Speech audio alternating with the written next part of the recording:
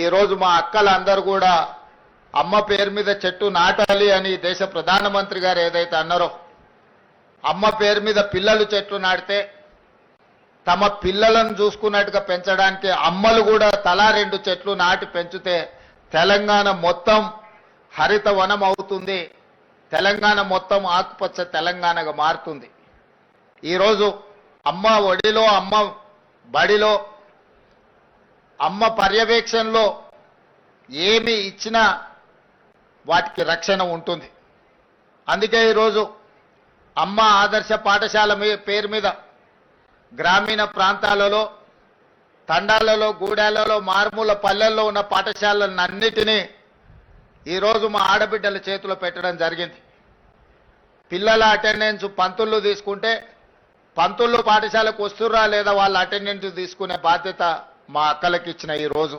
ఎందుకంటే పిల్లల చదువు పట్ల శ్రద్ధ చూపించేది కన్న తల్లి కంటే ఎవరు ఎక్కువగా ఉండరు కాబట్టి ఈరోజు పాఠశాలలు మా అక్కల చేతిలో పెట్టినాం. ఇదే కాదు, ఒకప్పుడు సోలార్ వ్యాపారం, సోలార్ పవర్ ప్లాంట్స్ పెట్టాలంటే అదానీలు రావాలి, అదానీల వ్యాపారం అనేది.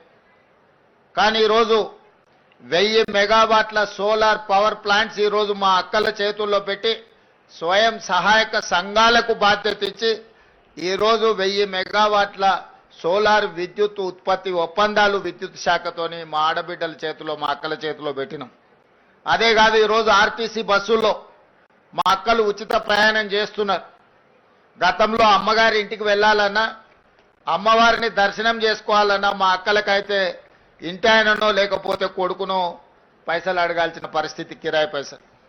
ఇప్పుడు ఇంటైన పని మీద ఆఫీస్కి పోతే అక్క అమ్మగారి ఇంటికి పోయి అమ్మని చూసి వాళ్ళ ఇంటికి ఆయన వచ్చే లోపల వచ్చేటట్టు ఉచిత బస్సు ప్రయాణం ఇచ్చినాం. బస్సుల్లో ఉచితంగా మా అక్కలు, మా చెల్లెళ్ళు ప్రయాణం చేయడం కాదు, ఈరోజు రాష్ట్రంలో 1000 బస్సులు కొని మా ఆడబిడ్డలే ఆర్టీసీకి కిరాయికి పెట్టిరు.